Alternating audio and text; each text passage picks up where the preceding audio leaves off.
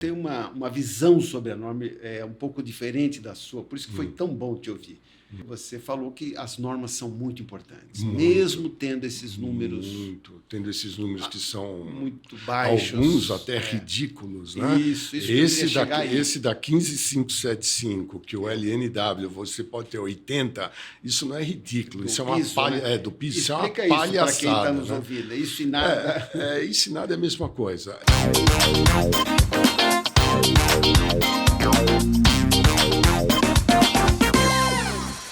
Olá, sejam todos muito bem-vindos ao AtenuaCast. E hoje estamos aqui com um grande amigo, José Carlos Giner, que é o responsável pela Giner Acústica, o presidente, o diretor, eu não sei bem o que é. Um pouquinho de tudo.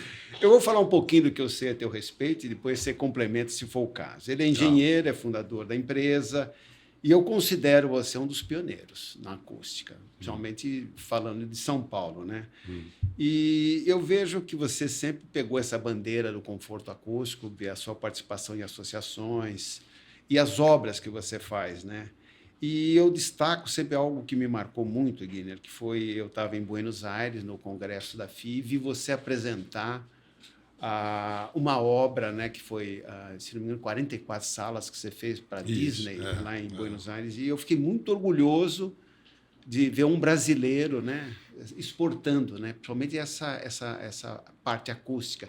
E agora você me disse que está, inclusive, fazendo uma obra no México, né? Então eu falei, puxa, a coisa é maior do que eu pensava. E eu queria te perguntar, quem é a empresa Giner Acústica? Edson, primeiro, muito obrigado pelo convite, estar aqui, principalmente nesse bate-papo de acústica, que é uma coisa que a gente gosta muito. A Giner começou com o Giner, né?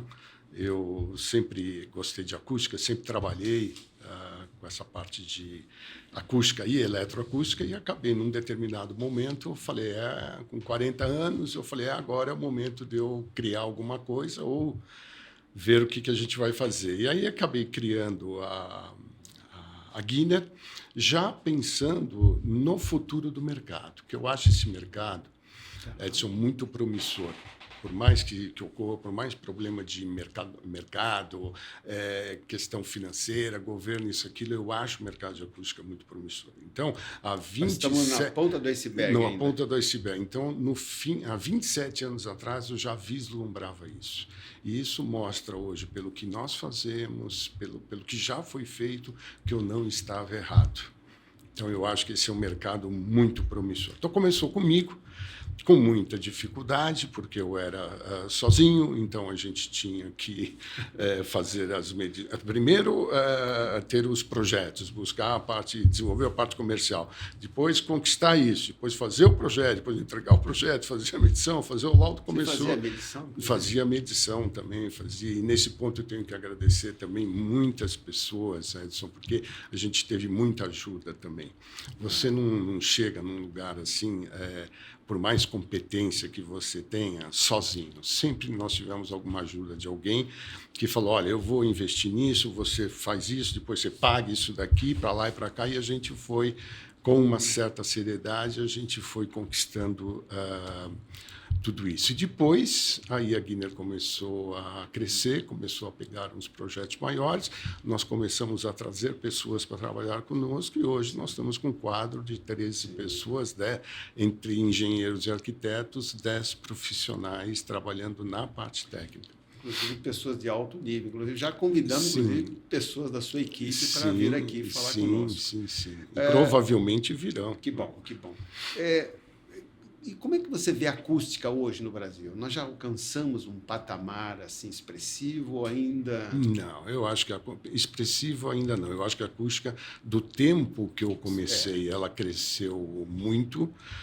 Você vê a quantidade de empresas, a quantidade do que se fala de acústica no Brasil hoje, e muito tem a ver com todo o trabalho da Proacústica e de outras associações também, Sobrac, tudo, né? Mas eu acho que não. Eu acho que ainda nós temos muito... Não, a pergunta foi provocativa, porque ainda temos tantos prédios novos Sim. com isolamento acústico ruim. Sim, sim. E, na sua opinião, é falta de conhecimento técnico ou, por parte dos envolvidos, principalmente as construtoras, uma maneira de economizar? Eu acho, Edson, Boa pergunta. é uma boa pergunta, mas pela minha experiência que a gente tem até nesses últimos tempos, eu ainda acho que é a falta de conhecimento.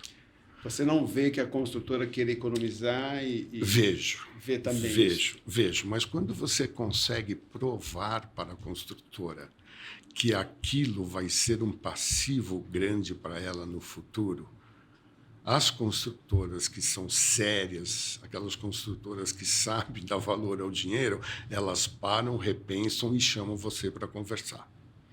Porque em todo o mercado tem desculpe a palavra, picareta e tem os caras que são sérios. Tá? Ambos podem não querer gastar com acústica, vamos dizer assim, e não é só gastar com acústica, pode ser o térmico e lumínico também, porque ele pode não querer gastar com o conforto. Tá? É uma coisa um pouco maior do que acústico, mas quando você consegue provar para eles que aquilo, se não for feito, será um grande passivo, grande maioria ela dá um passo para trás. Eu não sei, às vezes eu fico pensando, será que não falta uma política de prevenção acústica? Porque geralmente é só quando você está exposto ao ruído é que você se preocupa com isso. Né? Mas aí, Edson, é o que eu falo, falta a informação, falta o conhecimento.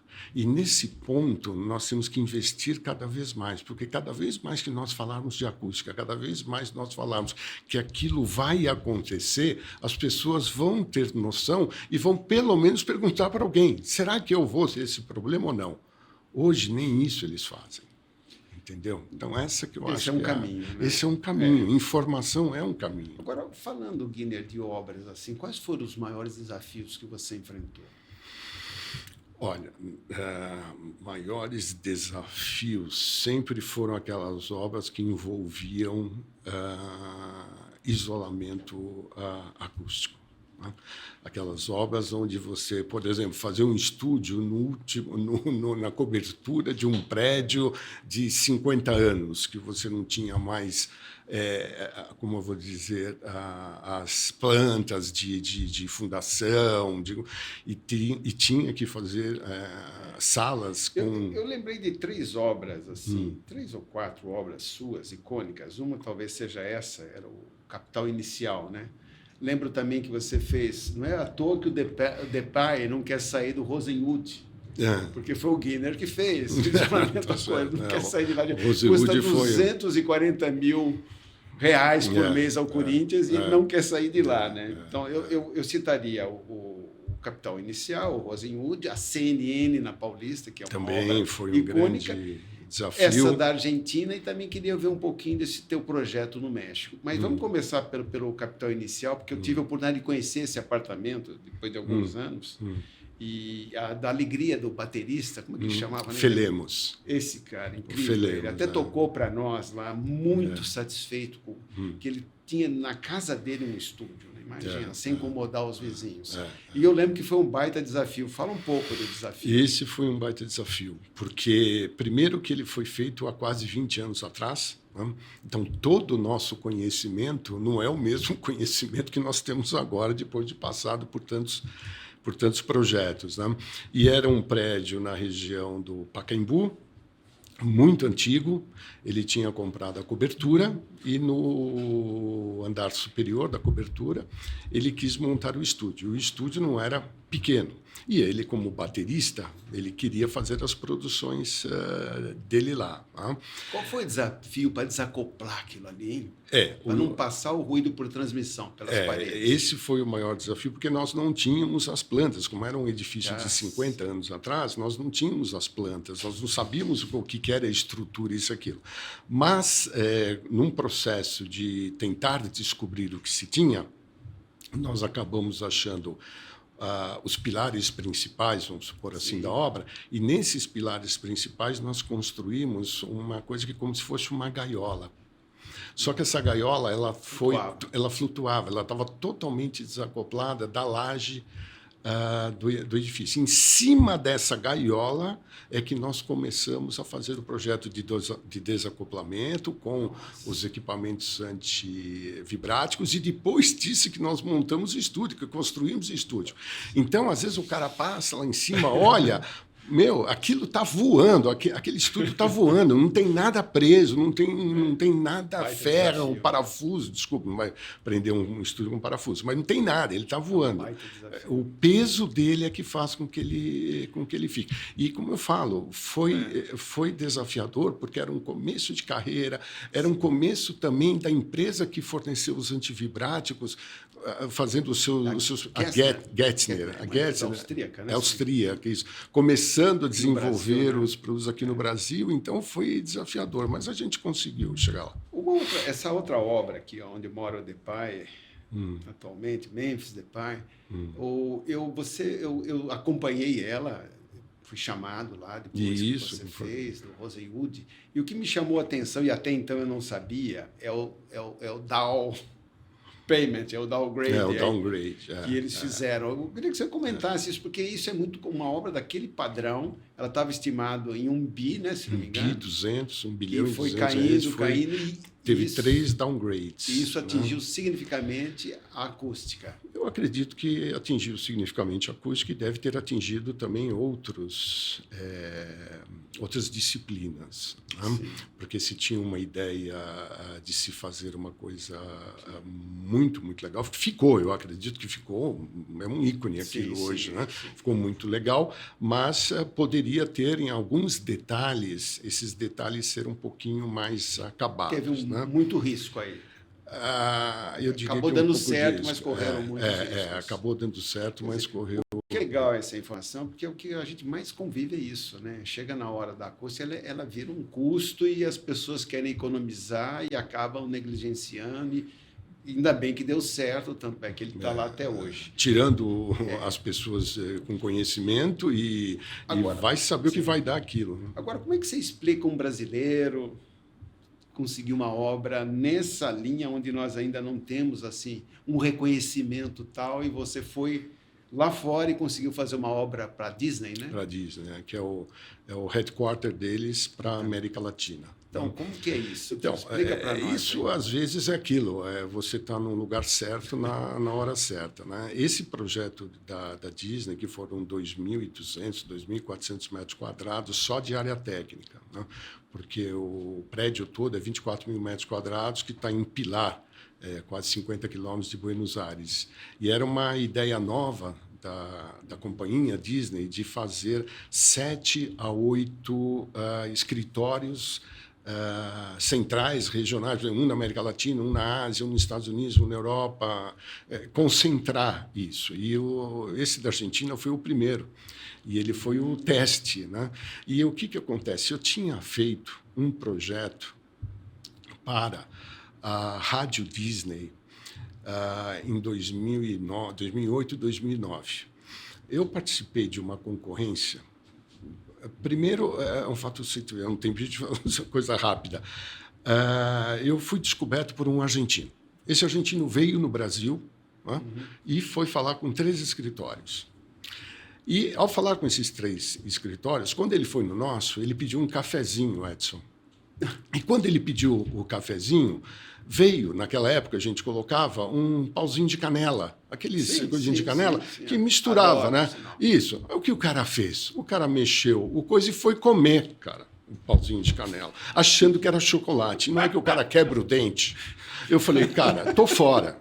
Esse projeto, estou fora. O cara quebrou o dente. Perdi o pedido. Perdi o pedido. Mas, depois disso... nós ainda, olha só que história, olha que depois disso nós ainda continuamos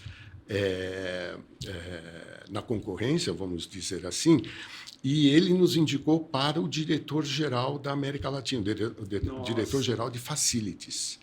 E quando o diretor-geral de Facilities esteve aqui, ele falou, olha, José Carlos, precisamos fazer isto em tanto tempo, isso, aquilo. Eu falei, olha, senhor, com a Guinness o senhor não vai contar. porque ninguém vai conseguir fazer o que o senhor está querendo fazer nesse prazo, nesse tempo, com o que se tem aqui. Então, o senhor vai me desculpar, eu estou fora, porque eu não vou conseguir fazer. O cara falou, tá bom, muito obrigado, não tem problema. Saí, falei, perdi, liguei para o escritório, não tem nada. Não dá 2 dias depois, o senhor poderia voltar aqui? Eu voltei e falei, o que foi? O senhor é que vai fazer, porque o senhor foi o único que falou na minha cara que a gente não ia conseguir fazer. E todos falaram que fariam. Entende? Então, a partir daí é que eu conquistei o cara, entendeu? Aí nós fizemos esse projeto da rádio, que ficou um projeto muito grande, acho que eram 6 ou 7 salas, entre estúdios e salas de controle, e a partir daí se criou, acho que um vínculo de respeito, de qualidade, e fomos caminhando. E agora você vai fazer agora no nós México. vamos fazer no México um projeto desse, tem... Disney e ESPN. Porque os americanos têm uma acústica incrível, né? Sim, os congressos são lá, sim. O próprio Internoise é americano e contrata um brasileiro. Eu acho que é um motivo de muito orgulho, né? É devolver para o Brasil o que o Brasil nos deu.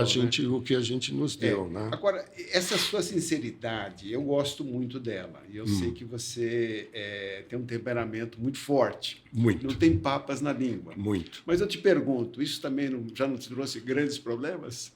Porque aqui te trouxe um benefício, mas... Trouxe. Concordo com você. Eu não sou uma pessoa fácil. Pela seriedade, por querer ser muito perfeccionista, isso... Só que teve uma mudança de rumo quando eu completei 60 anos. Aos 60 anos, eu fiz um treinamento de coach, por 1 ano e meio, em Portugal. Eu fiz esse treinamento de coach. E isso mudou muito a minha cabeça. Como conquistar as coisas sem você ter que levantar a voz, sem você ter que ter uma preocupação muito grande. Isso foi um divisor de águas para mim. Então, a partir desse tempo, eu comecei a conquistar as mesmas coisas, só que ou eu falando mais baixo ou eu me estressando menos, porque no passado, realmente, obras não era fácil. Mas, você, de certa maneira, como eu te falei, eu prefiro uma pessoa que manifeste claramente o que ela pensa do que a outra que... A gente nunca sabe o que ela está pensando. E eu sei que isso também traz problemas. Traz, com certeza. E você deve ter tido muitas brigas em obras e até que sair de obras. Isso faz parte. Isso faz parte. Isso é legal. Agora, eu lembro que você fez uma crítica muito séria uma vez, dizendo que o Brasil não tinha fabricantes de portas acústicas. Isso. Eu lembro disso. E era uma pura verdade. Eu falei, o que nós temos não atende. Não temos ninguém nessa associação, eu lembro, na época, para acústica. Que você continua vendo da mesma forma? Eu continuo vendo da mesma forma. Nós não temos uma baita oportunidade de mercado para todos, fazer uma porta decente, padrão, com vários níveis de isolamento. Edson, veja, isso não é uma crítica ao empresariado, principalmente aquele que batalhou muito. O Brasil tem muita dificuldade. O Brasil não é um país rico, então qualquer tostão é importante. Por exemplo, nos Estados Unidos é diferente. O país ele é rico, o cara põe porta, não põe, tira, bota outra. Lá tem dinheiro, aqui não tem. Né? Então, eu entendo o empresariado, mas com o tempo, Edson, as pessoas podiam ter feito desenvolvimentos, poderiam ter feito os laudos. Por exemplo, nós não temos um fabricante que tenha o laudo de toda a sua linha e laudos atuais. Porque, veja bem, eu como projetista, eu sou um especificador. Então, eu para especificar uma coisa, eu tenho que saber qual o desempenho daquela coisa. Agora, deixa eu te perguntar uma coisa sobre laudo, uma curiosidade. O laudo que ele te apresenta, 100% das vezes acontece na obra? 99% não. 99% não acontece? Não, por quê? Quando ele faz um laudo, ele faz aquele laudo no laboratório. Aquele laudo no laboratório é em perfeitas condições. Ele mandou a melhor porta, o melhor montador. Se deu qualquer probleminha, ele troca uma gacheta, ele põe um pinguinho de silicone. Aquilo tudo bem. Quando você vai fazer isso na obra... 99%? 99%, cara. O que ele prometeu ali não acontece. Isso é bacana. Não é o que ele prometeu. Ele promete aquilo. Sim. O problema não é uma porta. Vamos supor, nós estamos fazendo um projeto agora de 15 torres residenciais. São 760 janelas, de frente para uma rodovia. Perfeito? Nós fizemos o mapa, nós fizemos todo o estudo e nós temos que ter a janela tal. Foi feito todo um estudo e foi nos apresentado 2 fornecedores de janela que deram os resultados. Eu simplesmente falei, olha, nós vamos optar por essa daqui, pelo laudo que foi feito numa instituição importante, isso, aquilo. Agora, o que acontece? Você tem que entregar as 760 janelas com esse desempenho, com esse resultado. E não dizer que você faz uma janela com esse resultado e vai entregar 760 que Deus sabe. É um problema muito grave. Nós não temos ISO, nós não temos repetibilidade. Fazer um é fácil. Fazer um é fácil. Muito bom ouvir isso, porque nós temos laboratório e a gente vê que na prática... Vocês, isso. A pessoa vem como se fosse para um vestibular, vem passar de ano. Na prática, eu costumo dizer, escolhe uma peça para você saber da sua real competência e não do auto-engano. Exato. E eu pergunto, e o arquiteto? Como é que é a relação sua com o arquiteto? Ele interfere, ele entende? Como que é essa relação? Porque você tem o proprietário, a construtora, e você tem a figura do arquiteto. Qual é a relação tua com ele? Sim. Então, isso, Edson, foi uma coisa muito interessante, essa tua pergunta. E foi muito interessante eu ter trabalhado nesses projetos que são projetos internacionais, porque você acaba trabalhando com empresas internacionais, com construtoras, arquitetos de fora, e você vê um pouco da diferença de como eles atendem, vamos supor, no nosso caso, na nossa disciplina acústica, com relação aos aqui. Existem arquitetos brasileiros que sabem realmente como levar um projeto, como tocar um projeto. E ele diz, você está dizendo que isso é possível, você está mostrando isso para mim, você está garantindo, então nós vamos atuar nisso, vamos fazer assim. Tá? Mesmo às vezes ele não concordando. Mas tem uma grande parte que eles não aceitam, por uma questão estética, que eu entendo, eu concordo, né? E quer mudar. Lá fora é um pouco diferente. Esses projetos que nós fizemos fora, o arquiteto falou, o que você precisa é isso, então será isso. Mesmo que, veja bem, mesmo que não seja 100% daquilo que no desenvolver do projeto, na hora que você monta o mock-up, alguma coisa não gostou, isso, aquilo, há uma pequena alteração, mas eles te respeitam muito. Quer dizer, lá fora você tem mais apoio do que aqui. Mais apoio na nossa disciplina acústica do que aqui. Nós acabamos de fazer acabamos de entregar um projeto que vai ser o maior edifício de Assunção no Paraguai. E esse projeto foi feito pela Fosner Partners, lá de Londres.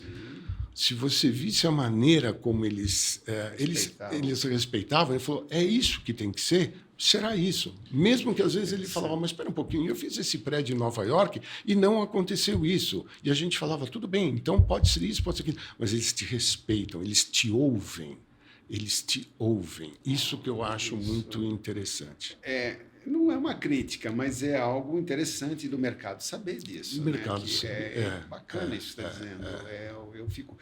Das obras que eu acompanho tua, uma que me chamou muita atenção foi a CNN, porque eu acho que é o lugar mais barulhento de São Paulo em dia de manifestação. Eu não conheço... Provavelmente. Nem o aeroporto de Congonhas é tão barulhento. Provavelmente. E você fez aquilo de frente para a Paulista, com manifestação, né? Eu achei aquela uma obra interessante, porque você tem um aquário de frente para aquilo, né? Com mais de 20 metros de vidro, 20 metros lineares de vidro para a Paulista, onde passa o trio elétrico, eles param lá na frente, manifestam contra eles, eles estão no ar e você acaba não ouvindo. Essa foi uma obra eu acho que eu diria que essa é uma obra para quem quiser conhecer, está lá à sua disposição, porque qualquer um pode ver, né? Eu achei ele interessante. Eu queria te fazer umas perguntas mais polêmicas aqui. Epa. Você já foi contratado por alguma parte interessada em provar que não fazia barulho? Ou seja, ele faz barulho, mas... Você foi contratado para amenizar a coisa. Provavelmente devo ter...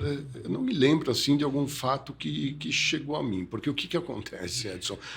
Por aquela minha antiga postura muito assim, sempre havia um filtro, entendeu? Então, certas coisas, quando chegavam a mim, já tinham sido filtradas. Não, né? a pergunta vou melhorar ela. Um lado compra silêncio e o outro paga o barulho. E eu vejo que o nosso psil, a pergunta é direta, o psil funciona?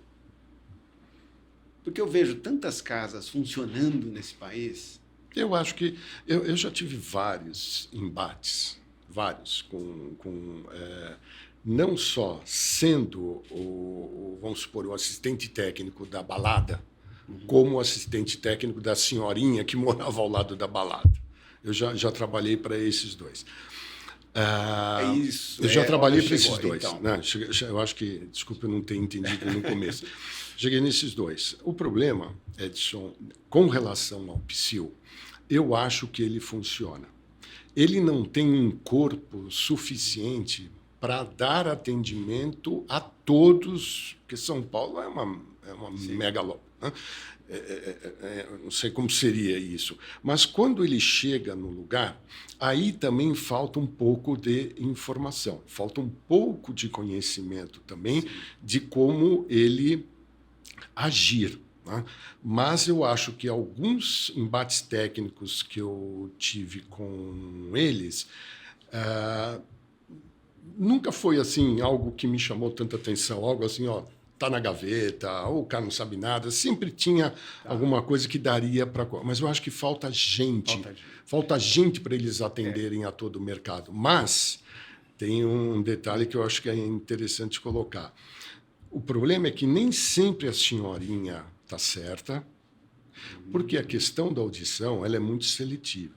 Por isso que eu falo que a norma ela é muito importante. Porque a norma, quando estabelece um nível, acabou, é aquilo. Se a senhorinha está... Não interessa, é aquele nível. E isso também serve para a balada. Se você só pode fazer isso, não adianta você querer fazer mais ou querer fazer menos. Né? Então, eu acho que isso... Não, eu falei porque há pouco tempo eu tive com o Valdir de Arruda Miranda e ele me deu uns números assustadores. O psil, se não me engano, ele atende 134 demandas diárias. Sim. 134, essa é a média, mas recebe umas 400. Sim. E que o 190, polícia, 80% das demandas das pessoas que ligam é por perturbação sonora. Foi um número gigantesco, né? Eu falo, meu Deus, é assustador. Mas eu concordo contigo, falta músculo, falta corpo, falta gente. Porco, né? E também falta a informação, porque é aquilo que eu te falei. Para uma pessoa, o que são 50 decibéis para uma pessoa? Falta informação. O que é 50 decibéis? Então, ela pode estar reclamando, mas ela, às vezes, não tem o que reclamar. Né? Você mencionou normas. Eu nos bastidores, perguntei. Eu tenho uma visão sobre a norma um pouco diferente da sua, por isso que foi tão bom te ouvir. Você falou que as normas são muito importantes, mesmo tendo esses números...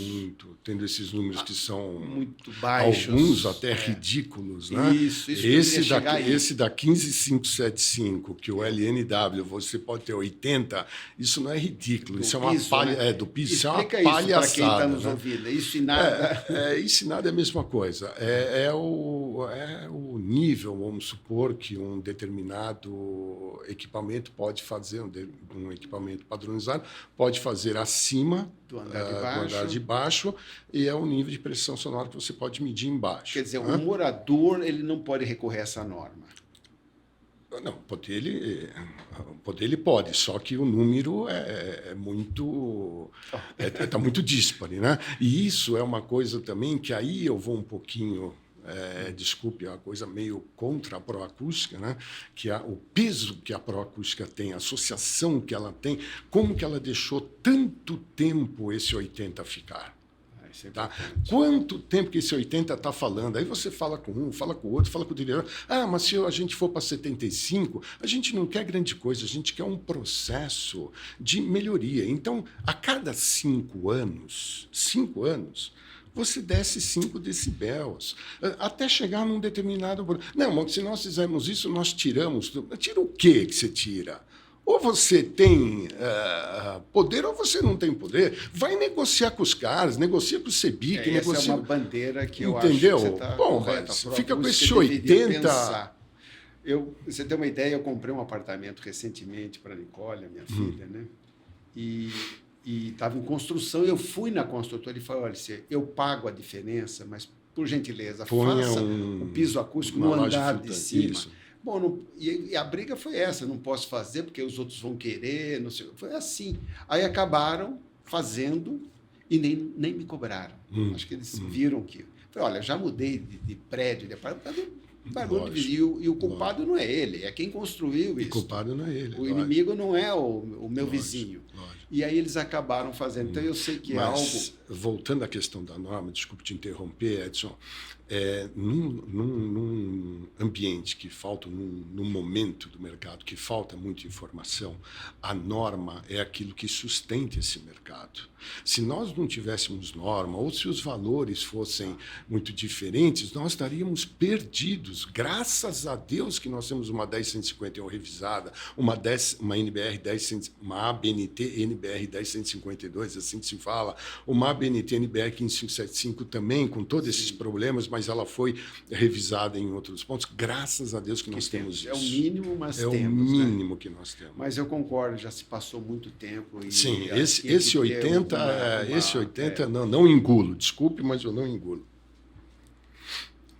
Você se arrepende de algum projeto que você já fez e não deu certo? Sim, lógico, nós tivemos. Eu me lembro muito bem de um projeto, e aí é a tal história, né, que o Giner, no passado, tinha aquela postura. Sempre que eu abdiquei do meu conhecimento, daquilo que era a técnica, e fui a favor do cliente porque queria alguma coisa, eu quebrei a cara. Sempre. Nós fizemos uma escola... Fizemos uma escola de música, a escola de música tinha 34 salinhas de música, certo? Uma do lado da outra. Como é que pode uma salinha pequena tocar bateria de um lado e querer estudar flauta do outro? Então você imagina o que tinha que ser feito de isolamento. O dono, não, Guilherme, pelo amor de Deus, calma, isso é só para um pouquinho, isso é uma criança que vai tocar flauta, baterista, não sei o que lá. O que acontece quando você vai... Falando, tá bom, vamos fazer um downgrade, você termina. No primeiro dia de aula, vai um cara de heavy metal e vai o flautista da USESP. Entendeu? Tocar na mesma sala. Quem é o charlatão da história? O Giner. Entendeu? É isso. Então, sempre que eu abdiquei da técnica, eu quebrei a cara. Por isso que eu não abdico mais. Não abdico mais e não abdiquei. Por isso que teve um pouquinho disso. Poxa, o Giner pega pesado. Eu não pego pesado. Eu tenho que fazer aquilo que eu acho que está correto. E se você abrir, olha o que aconteceu, entendeu? Esse é um dos erros mais graves que você observa em obra. De não seguir o que tem que ser feito. De não seguir o que tem que ser feito. Outro detalhe também. Esses grandes projetos que nós tivemos sucesso, Edson, eu não sei se tem a ver ou não, mas a Giner foi do início até o fim, até o comissionamento. A Giner participou de todas as etapas, de todas as reuniões, das escolhas dos fornecedores, foi até o comissionamento. Que eu acho que não só o Giner, mas a Giner teve condições de, a qualquer momento, falar, olha, vamos ter uma correção de rumo, não façam isso. Aí deu certo. E aquele que você entrega o projeto e daqui a 2 anos você vai ver no jornal, a Giner fez isso errado, não sei o que lá, é batata. E como é que você vê a qualidade dos produtos acústicos que estão sendo fornecidos no mercado? Isso melhorou muito. Mas na prática funciona? Na prática funciona. Os RW, os alfas... Sim. Isso funciona. Melhorou bastante. Nós temos fornecedores, Temos fornecedores. Quando a gente tem qualquer pepino, né? Porque você está aqui, a gente sempre indica vocês, alguma coisa. Mas tem um detalhe também, né, Edson? Tem que tomar um pouco de cuidado, porque nós já recebemos laudos feitos em grandes instituições, onde o cara apagou o valor do RW, que era baixo, colocou um RW maior Passou o corretivo e entregou para você. Só que... Pensei que isso acontecesse no meu segmento. Não, em todos. Existem pessoas que adulteram o RW. Aí o que aconteceu? Como o nosso pessoal já está há muitos anos, analisou aquilo e falou, mas espera um pouquinho, esse número aqui não está batendo muito com esse gráfico. Aí o que acontece? Você pega os valores, que é por banda de oitava, por banda de terça e oitava, você coloca numa planilha e vê que aquilo não bate. Então, como o cara não tem conhecimento, ele não altera os valores do terço e oitavo, ele altera só aquele número. E nós recebemos isso. É duro, Edson, é duro, mas a gente... Quer dizer, tem também, cara. Eu tenho visto isso muito em laudos de janelas e portas, eu vejo muita gente...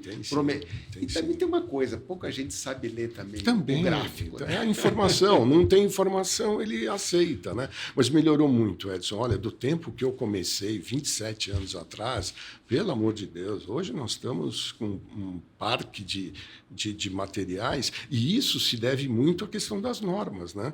Porque as normas é que exigiram que toda a cadeia se profissionalizasse. E eu fico pensando na posição da Guinness, quando você recomenda um fornecedor, o risco que é isso. Já aconteceu também de não dar certo e você que recomendou? Já, eu que recomendei, tive que aceitar a cobrança do cliente, conversei com o fornecedor, mas aí também, Edson, a gente trabalha com fornecedores que a gente conhece também.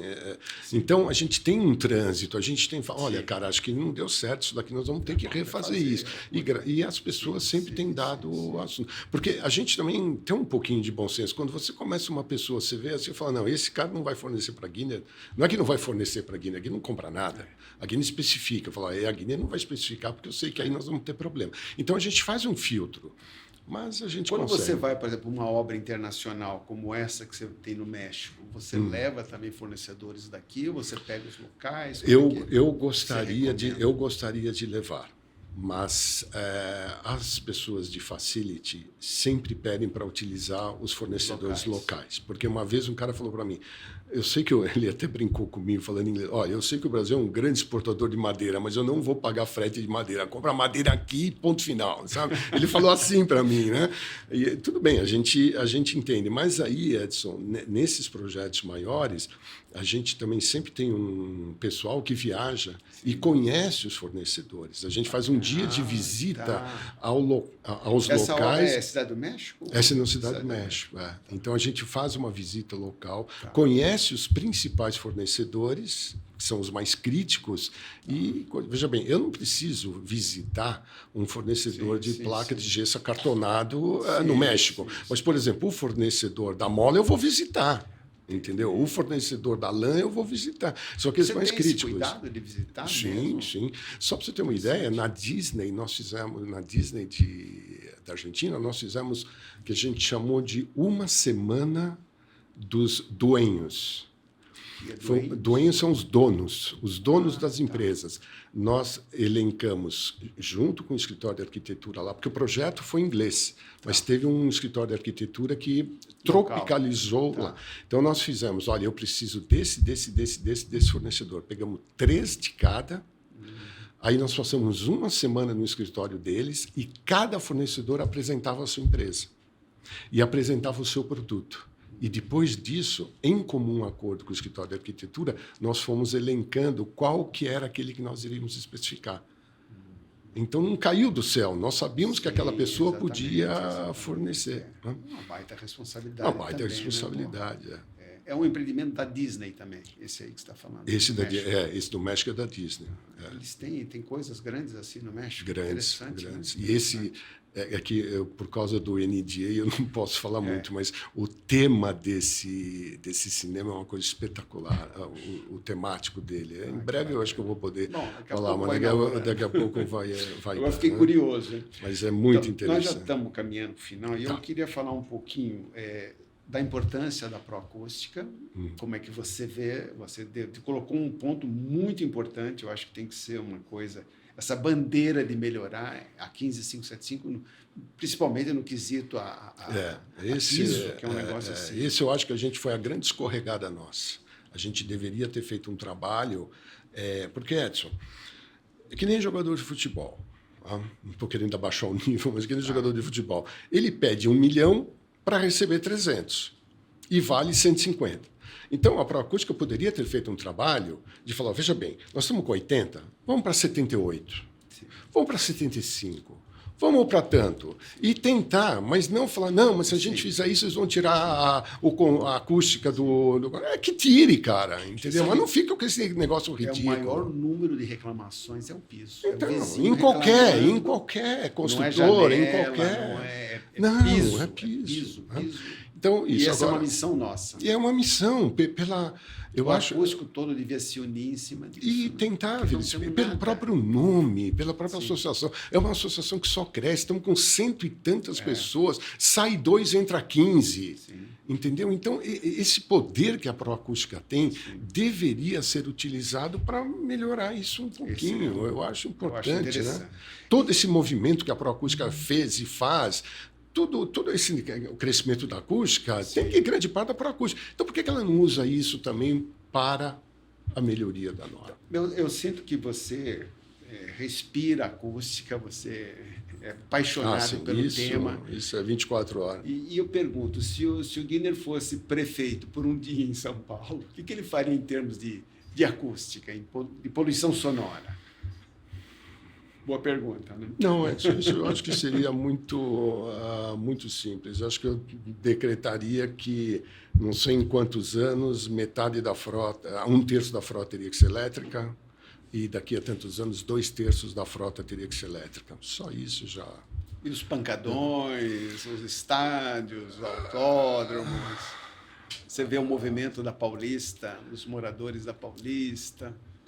Sim, mas aí são pontuais. Resolver, né? Mas isso são pontuais. Você não tem a Paulista de domingo todo dia, entendeu? Agora, o trânsito é todo dia. Eu tive agora, recentemente, na China, em Xangai, 70% da frota é elétrica. É uma coisa assim inacreditável. Por que você... conforto.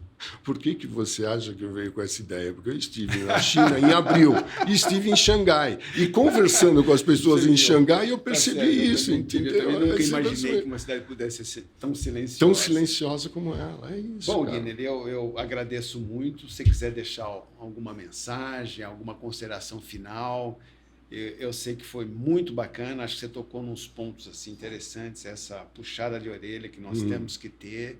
Eu acho que isso fica... como uma coisa a ser discutida. Eu acho que está na hora da gente pegar essa bandeira e fazer. Mas eu estou muito feliz, achei que você passou informações muito interessantes aqui para nós. Obrigado. Bom, eu acho que uma coisa que eu tenho visto muito é esse crescimento da acústica. Isso eu fico muito contente, porque de quando eu comecei para hoje, a acústica no Brasil teve, em todos os sentidos, teve uma evolução muito grande, né? Mas agora eu vou só dar uma pegadinha, que eu acho que agora para terminar com mais tumulto, né? O que eu acho é que está tendo uma guerra entre os acústicos de preço, que eu acho isso, eu não sei aonde isso vai parar. E perigoso, né? E perigoso. Isso é dar um tiro no pé, né? Então, veja bem, para quem estar aqui e quer chegar aonde outros estão, cresça com responsabilidade, cresça com conhecimento, com técnica. Não cresça abaixando o seu preço. Porque eu vou dizer e vou garantir para você, 27 anos de empresa, você nunca vai chegar aqui. Você pode chegar aqui, mas depois você vai quebrar. Você não tem como manter um parque, você cobrando o que se cobra por aí. Então, isso é uma coisa que eu acho que era um detalhezinho que a gente deveria... É isso que eu gosto no Giner. Entendeu? O Giner fala o que tem que ser falado. Isso é bacana. Que fique essa mensagem para todos. Eu acho que se você busca preço, você vai encontrar, óbvio. Lógico.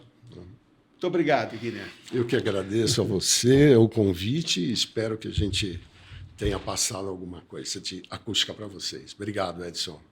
Olá, tudo bem? Se você gostou desse episódio, fique sabendo que a nossa missão é essa, é melhorar a acústica no Brasil, através de experiências, entrevistas como essa. Lembre-se de se inscrever e clique abaixo para maiores informações.